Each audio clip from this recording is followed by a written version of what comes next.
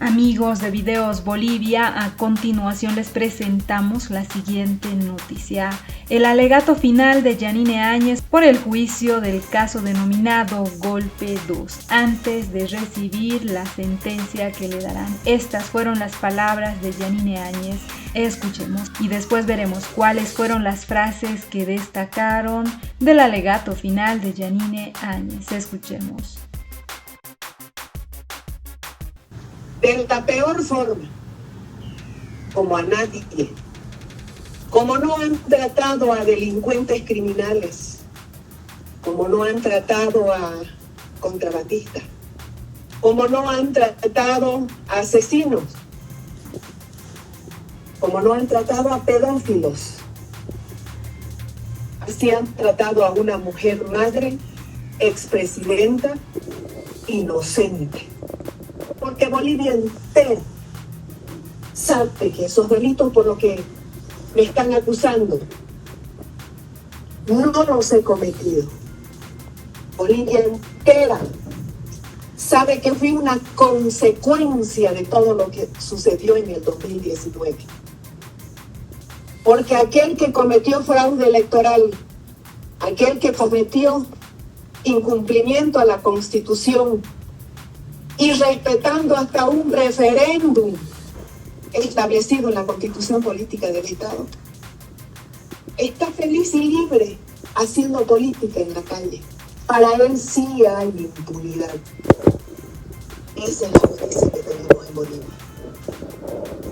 Como sea, lo cierto es que en el año 2019, como en cada gestión legislativa, en el órgano legislativo se conforman las directivas en ambas cámaras. En la Cámara de Senadores se lo hace también respetando el reglamento de debate, respetando las mayorías y las minorías. Y porque así lo decidió mi bancada, Unidad Demócrata en ese entonces, yo obtuve la segunda vicepresidencia de la Cámara de Senadores. La Cámara de Senadores cuenta con un presidente o presidenta, un primer vicepresidente y un segundo vicepresidente, y esto es por un año, por una gestión. Yo quisiera que mis acusadores, que la Fiscalía me demuestre en qué parte del reglamento de debates de nuestra Cámara hay un procedimiento para cuando un miembro de la directiva renuncia a su cargo. No lo van a hacer. ¿Saben por qué? Porque ese procedimiento no existe. Lo que se hace es conformar una directiva, y cuando la directiva está conformada, ya no hay colores políticos, ya no hay mayorías y minorías, ya está conformada, y la presidenta está elegida por un año, el primer vicepresidente está elegido por un año para reemplazar a la presidenta, y la segunda presidenta está elegida para reemplazar cuando estos estén ausentes o cuando no estén. No existe la figura de recomposición de la directiva en el reglamento de las cámaras. No van a poder hacerlo porque esa figura no existe. En otras oportunidades en la Cámara yo asumí la presidencia inmediatamente porque para eso está la directiva. Lo que sucedió en el año 2019 fue que la señora Salvatierra renunció a ser miembro de la directiva de la Cámara de Senadores, pero no renunció a su curul. Eso sí tiene un procedimiento. Eso sí tiene que ser de conocimiento del Tribunal Electoral. Pero la señora Salvatierra siguió fungiendo como senadora, asistió a la Cámara de Senadores, siguió percibiendo un salario todo el año. Porque es así como funciona. No es que se va a recomponer la directiva porque un miembro renuncia a su cargo en la directiva. Hay un procedimiento establecido en el reglamento cuando renuncian a su curul, que no fue lo que sucedió en el año 2019. La segunda vicepresidencia yo la asumí de manera legal, democrática, porque así lo estableció y lo quiso mi bancada. Y era por un año, estaba vigente. Y lo asumí las veces que fueron necesarias, cuando no estaba ni la presidenta ni el vicepresidente. Por lo tanto, yo no incumplí ningún derecho, por el contrario, cumplí con una obligación, cumplí con un deber. Aquí quienes han incumplido, quienes han usurpado funciones, son los miembros de la Fiscalía. Y este tribunal que ustedes conforman, al admitir una acusación que no debería existir, porque no tienen competencia para juzgar a una expresidenta. Pero ¿qué fue lo que pasó en el año 2019? Una cadena de renuncias, pero con lo que no contaron fue que la segunda vicepresidencia de la Cámara de Senadores era una miembro de la oposición, una mujer la que estaba ahí. Una mujer que no siguió esa cadena de renuncias como había instruido Evo Morales, que cobardemente huyó hasta la ciudad hasta el país de México pidiendo asilo político. Aquí no hay que tenían tantos días, porque así lo establece sus competencias, que pueden ausentarse del país por tantos días, igual siguen siendo presidente y vicepresidente. Aquí ellos se fugaron del país, se fueron en un avión de la Fuerza Aérea Mexicana y dejaron a su militancia, abandonaron a su militancia, pidiendo asilo político. Nadie pide asilo político por 10 días. Y de asilo político y renuncia a aquella persona que se va a ir y que no va a volver. Y ellos abandonaron este país como cobardes que son. Dejaron un país en llamas, donde en las calles se gritaba guerra civil. Eso es lo que a mí no me perdonan. Por eso es que hay esta venganza política. No me perdonan que haya enfrentado tanta violencia para pacificar el país, porque no seguí la cadena de renuncia.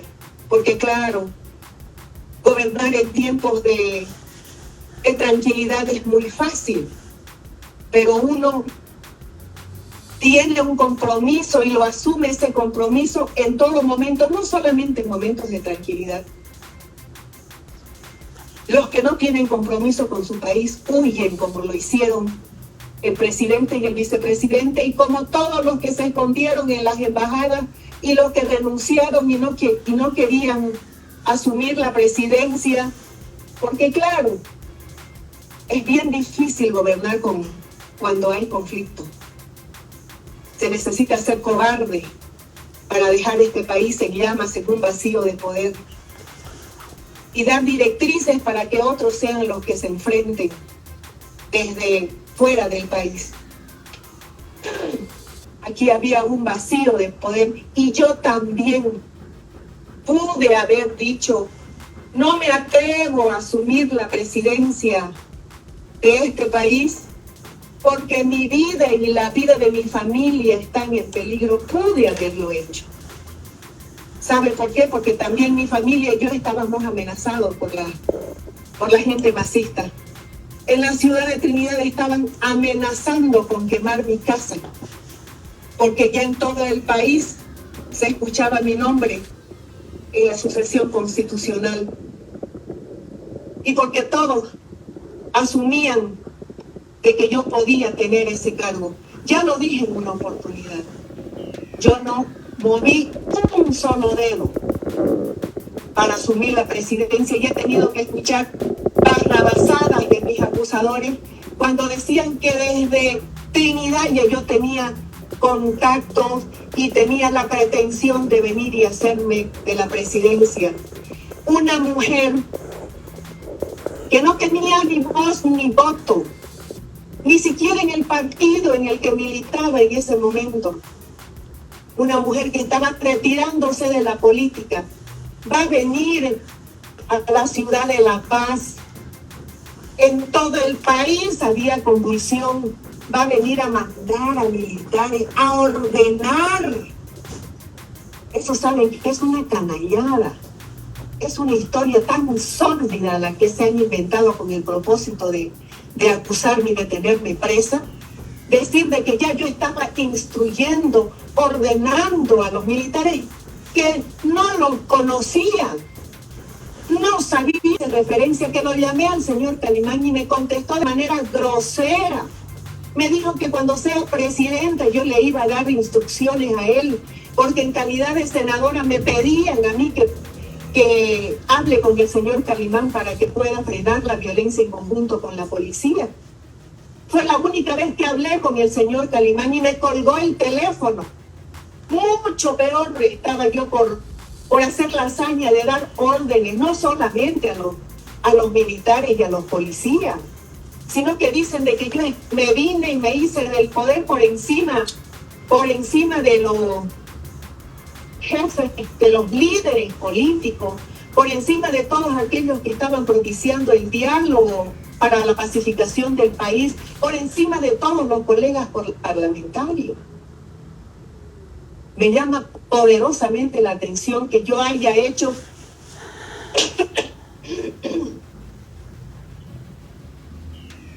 semejante hazaña.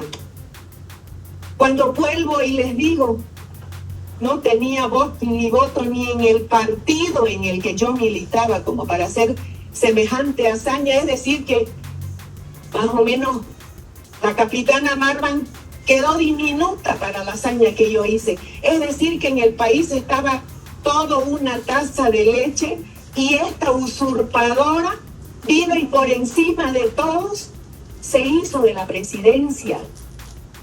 Esa es una narrativa bien canalla, bien sórdida, las que están inventando solamente para acusarme.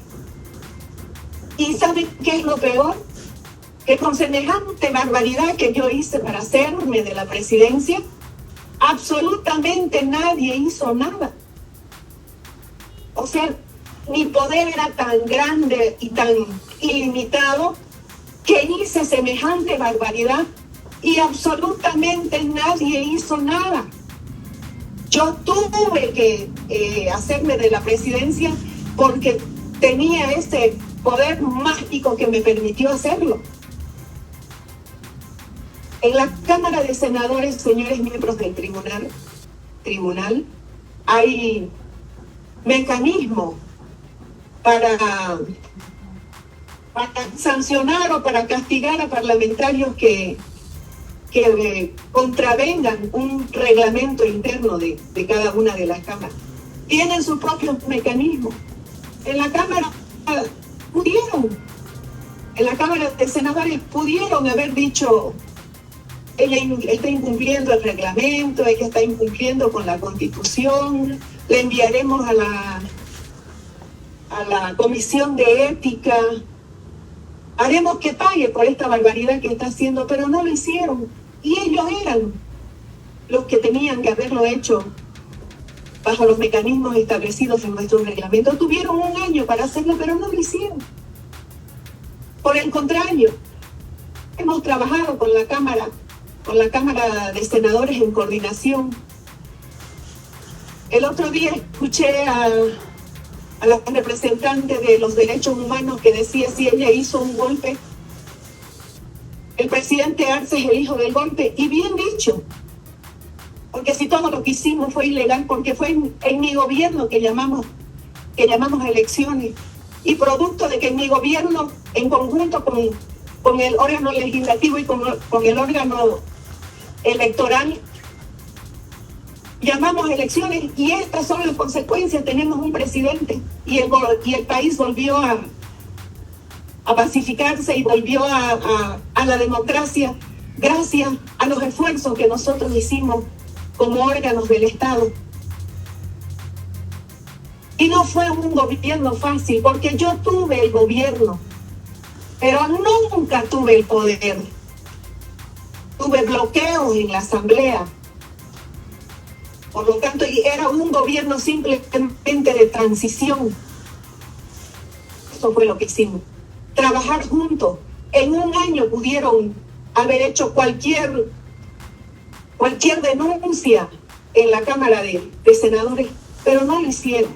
Trabajamos en coordinación con la ley de prolongación de mandato y todos ganaron un año más y trabajaron un año más igual que yo, porque es muy fácil también las críticas, porque recibí muchas críticas en mi gobierno, pero otra cosa era estar en mis zapatos cuando enfrentábamos una pandemia. Es muy fácil criticar a un gobierno que no tenía poder y tener que enfrentar una pandemia con un sistema de salud tan triste con el que nos encontrábamos, y encima tener que enfrentar una pandemia. Pero sin embargo lo hicimos, y es por eso de que ahora tenemos un gobierno democráticamente constituido. Pero lo cierto es que aquí son otros los que están usurpando funciones. Aquí son otros los que me están acusando. Y el poder político, a mí, lo que está haciendo es vengarse. Es vengarse porque la ambición de poder, como también lo escuché durante las intervenciones de mis acusadores, la ambición de poder la hizo no respetar la Constitución. Esto no empezó en el 2019. Yo no tenía ninguna ambición de llegar a la presidencia. El único ambicioso cuando irrespetó hasta un referéndum fue Evo Morales. Aquí pisotearon la Constitución en el año 2016, cuando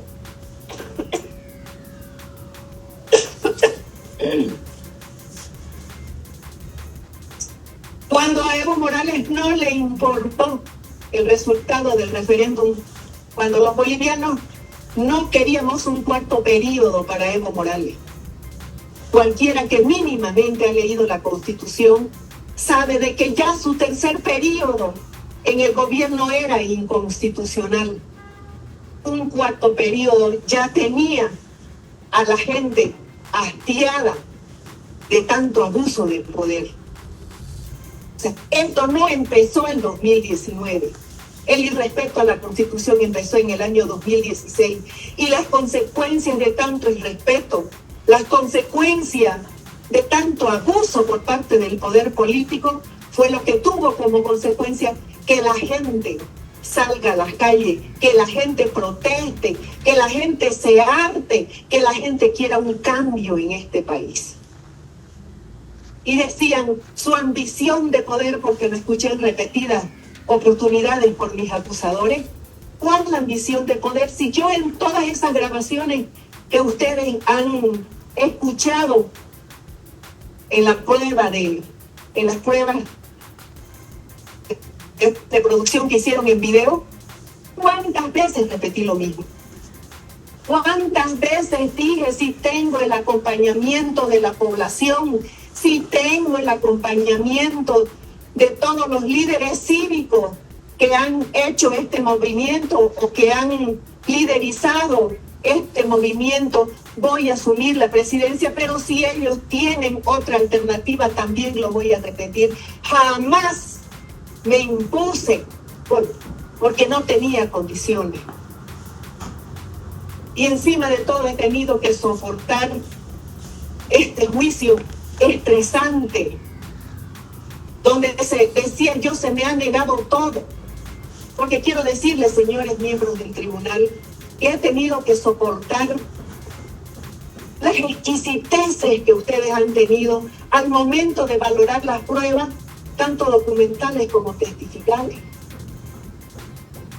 Porque ustedes han tenido que ser muy exquisitos cuando me han excluido las pruebas documentales que para mi defensa eran muy importantes. Pero claro, aquí lo que se busca es tener el camino expedito para tener una sentencia condenatoria. Para darle gusto al poder político. Y les voy a enumerar las que recuerdo.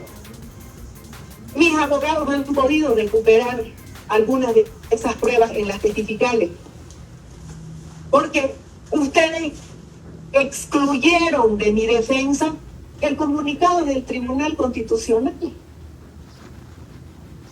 El Tribunal Constitucional, guardián de la constitucionalidad, que dijo de que había un vacío de poder y que no podía el país seguir con un vacío de poder.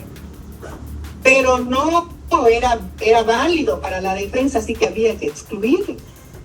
Excluyeron como prueba documental las memorias de la conferencia episcopal. Importantísimo para la defensa, porque ahí detallan todo lo que sucedió en la reunión entre la Universidad Católica con las representaciones de los diferentes partidos políticos, con representación parlamentaria, con comunidad ciudadana, con líderes políticos y con las interlocutoras válidas parlamentarias por parte del movimiento al socialismo. Las falsas feministas que querían las falsas feministas que querían que sea cualquier hombre, pero no querían que la presidencia la asuma una mujer. Todo eso estaba detallado, todo lo que sucedió en los diálogos con los líderes políticos de la conferencia episcopal, con la comunidad internacional. Eso también eliminaron de mis pruebas documentales. Me dejaron casi sin pruebas. Así que yo no tengo condiciones de defensa en este juicio. No solamente eliminaron eso.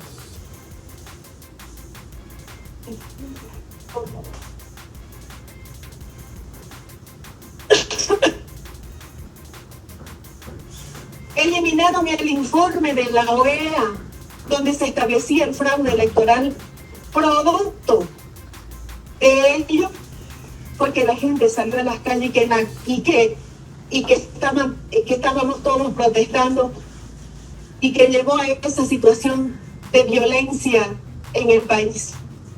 Pero eliminaron el informe de la OEA. Eliminaron pruebas importantísimas en las testificales, y valga la oportunidad para agradecerle a colegas parlamentarios que vinieron hasta acá a decir la verdad de todo lo que sucedió. Eliminaron la obligatoriedad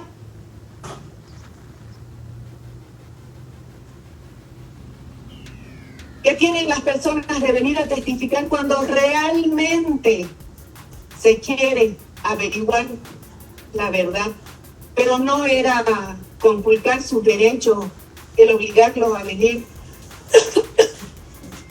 Pero habían testimonios rescatables, importantes para averiguar la verdad, pero por cobardía o por miedo.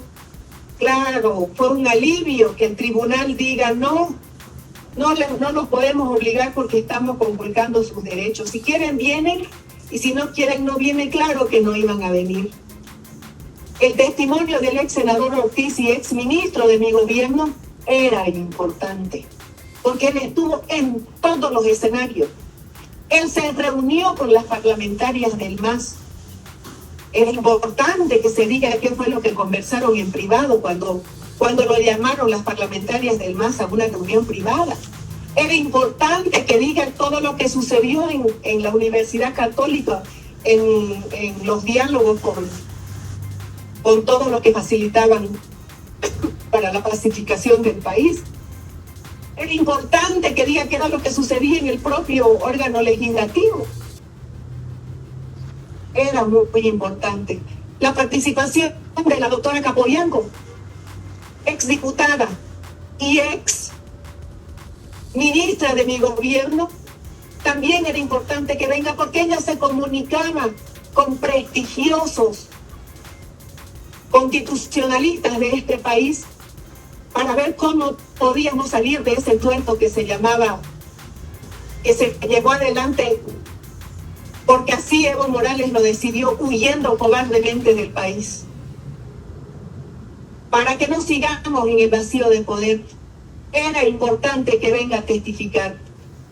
Pero como no estaban obligados, reitero, no sé si por miedo o por cobardía, pero el tribunal decidió que no vengan porque era importante esos testimonios para la defensa. Es decir, señores miembros del tribunal, he tenido que soportar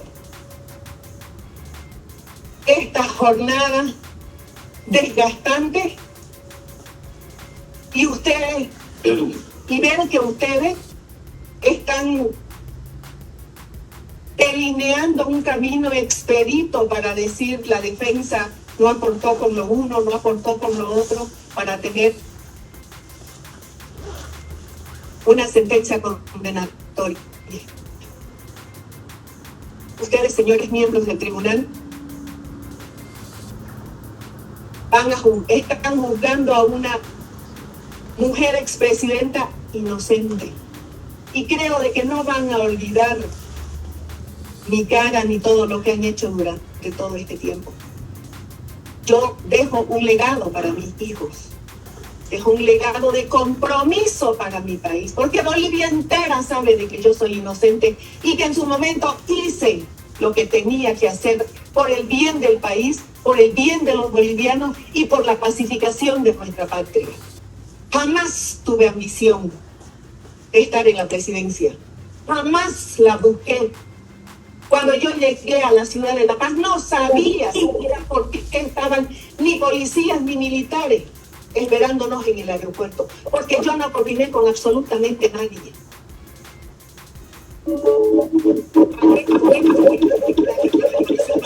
Estaban ahí. Mintieron diciendo de que ellos me trasladaron en un helicóptero presidencial. Ni siquiera conocía los helicópteros presidenciales. No coordiné con absolutamente nadie, porque no moví un dedo para llegar a la presidencia, pero hice lo que tenía que hacer. Asumí la presidencia por compromiso. Asumí la presidencia de acuerdo a lo establecido en la Constitución Política del Estado, siguiendo cada uno de los pasos y respetando todo lo que dice la Constitución Política del Estado. Pero aquí ustedes van a dejar, y si yo dejo ese legado de compromiso con mis hijos y con mi país, me siento muy orgullosa. Lo volvería a hacer si tuviera la oportunidad. Lo volvería a hacer porque para eso a nosotros nos eligen en el Parlamento. Para estar en las buenas y en las malas. Para estar en situaciones de tranquilidad y en situaciones de violencia. Eso es tener compromiso. Pero aquí ustedes van a dejar un legado de la ignominia, un legado del abuso, un legado de la persecución política. Pero nosotros no nos vamos a quedar acá. Vamos a seguir en la vía internacional. Pero sobre todo, yo me voy a quedar con la justicia divina. Porque esa es la que a mí no me falla.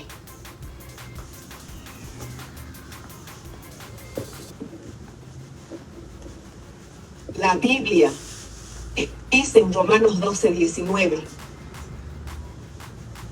no os venguéis vosotros, hijos míos, dejad lugar a la ira de Dios, porque escrito está, mía es la venganza, yo pagaré, dice el Señor. Y con eso me quedo. Muchas gracias. Señor presidente, en la última palabra expresa bajo la señora Janine Áñez. Por el personal médico del 626 de Miraflores, me gustaría saber quién es la persona o el encargado responsable. ¿Existe un jefe de unidad, director? ¿Por qué? Ok, doctora, pues, únicamente, por favor, a los distinguidos doctores, pasados en la consigna, el tribunal está disponiendo lo siguiente, que a futuro, en caso de que existan dolencias que tengan que ser requeridas no solamente en los pacientes, sino en un centro médico tal vez externo, que sean relevantes y de mucha urgencia, también se nos pone en conocimiento para de ese tipo de opción. Por favor, distinguidos doctores, ese emplazamiento, esa disposición va para todo el personal médico, incluso a los que pudieran sucederlos a posterior. Muchísimas gracias. Teniendo en cuenta que se ha concluido con el efecto de esta licencia en el recinto penitenciario de Miraflores, las partes procesales deberán aguardar hasta el momento en que el tribunal se constituya en el penal de San Pedro. Y comience el receso en sala para que estén presentes las demás partes procesales y sus abogados.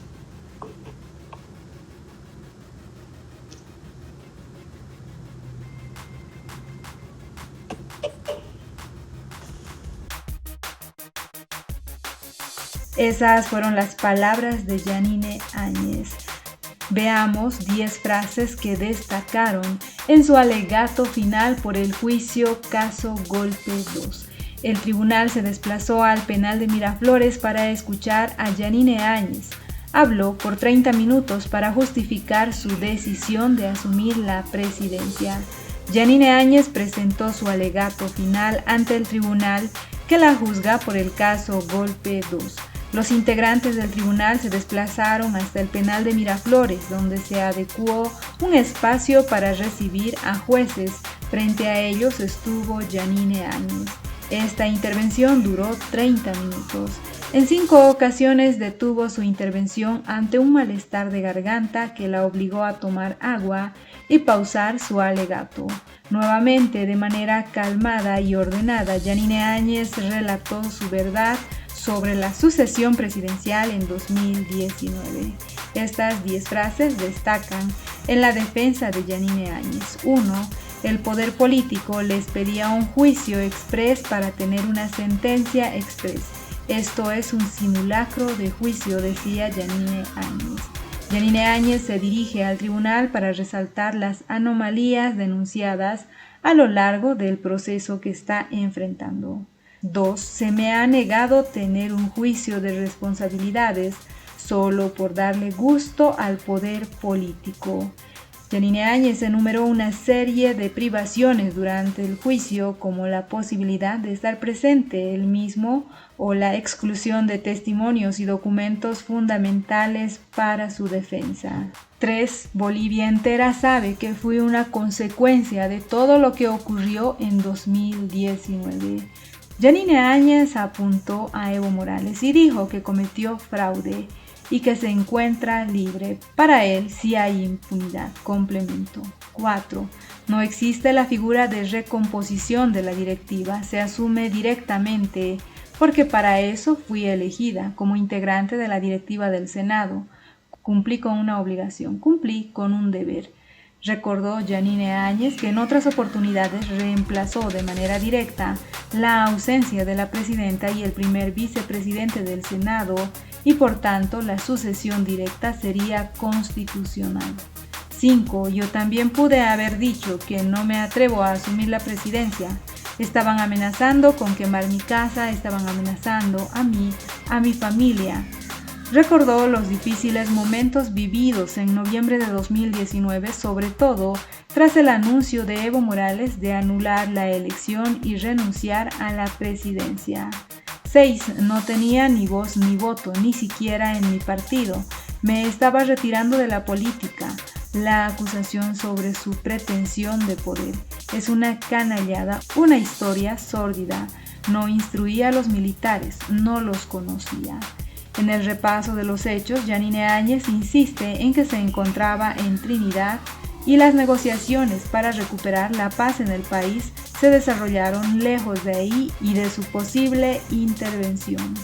7. Tuve el gobierno, nunca tuve el poder.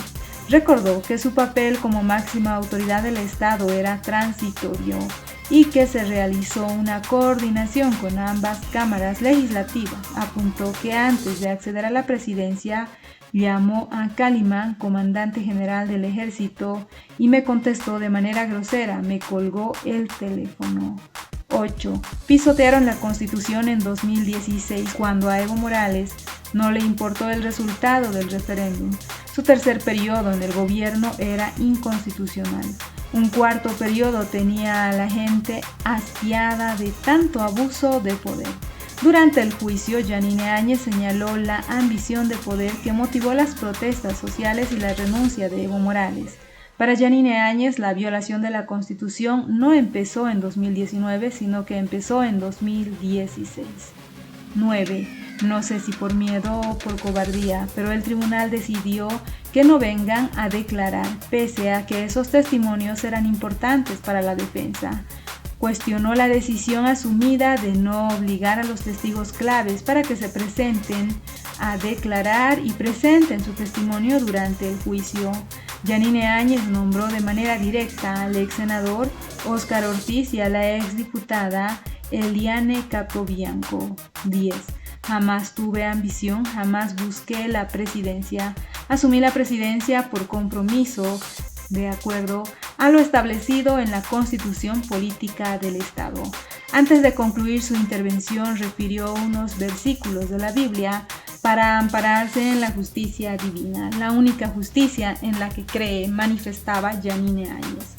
¿Qué opinan ustedes frente a las palabras de Yanine Áñez en su alegato final por el juicio Golpe 2, antes de recibir la sentencia? ¿Qué opinan ustedes? No olviden dejarnos sus percepciones al respecto y cuál creen que sea la sentencia en contra de Yanine Áñez. No olviden dejarnos sus percepciones.